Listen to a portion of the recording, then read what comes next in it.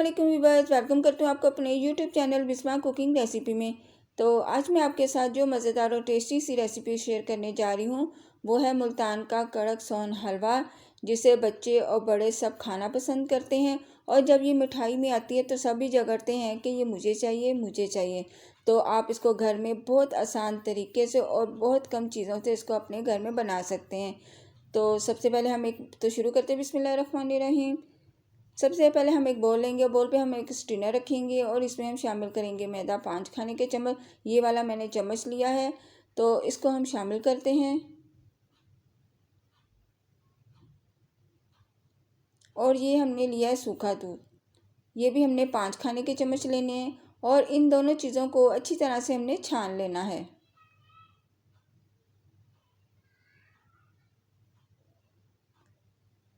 तो इन चीज़ों को अच्छी तरह से हमने छान लिया है और इसको हम एक तरफ रख देंगे। तो अब हम सांचा लेंगे। सांचा आप कोई भी ले सकते हैं, लेकिन यहाँ पे मैंने कप केक का सांचा लिया है। उसको मैं ऑयल से ग्रीस करूँगी अच्छी तरह से।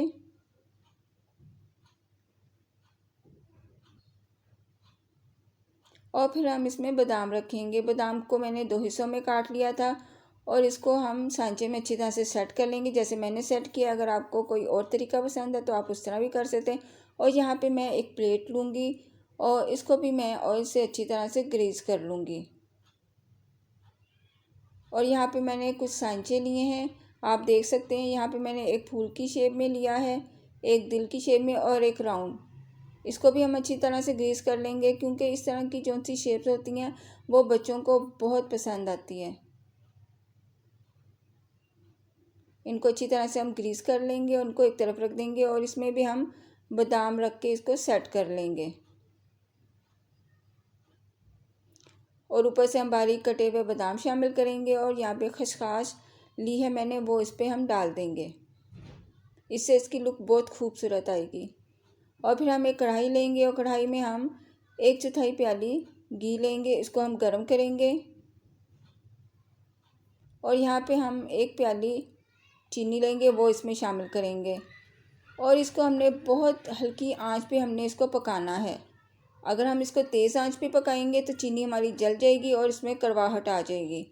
तो इसको आपने बहुत तसल्ली के साथ आपने इसको पकाना है और ये वाला काम करना है। तो हम इसमें स्पून चलाते जाएंगे, चीनी हमारी मेल्ट होती जाएगी, इसका कलर भी चेंज होता जाएगा। ये देखें, जब चीनी हमारी अच्छी तरह से हल हो जाएगी तो जो हमने मैदा और सूखे दूध का मिक्सर रखा था वो हम इसमें शामिल करेंगे और इसको स्पून के साथ अच्छी तरह से हम मिक्स करेंगे।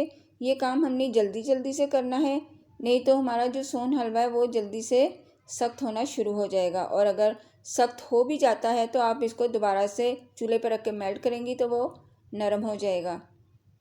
तो यहाँ पे मैंने एक स्पून लिया, उसके साथ मैं इसमें डालती जाऊँगी और एक दूसरे स्पून के साथ इसको हम प्रेस करते जाएंगे और ये काम बहुत आसानी से हो जाता है। इसी तरह हमने सारों को तैयार कर लेना है। तो ये वाले सांचे में भी मैंने इसको डालकर तैयार कर लिया। 10 मिनट के बाद हम इसको चेक करेंगे तो ये देखें हमारा सोन हलवा तैयार है।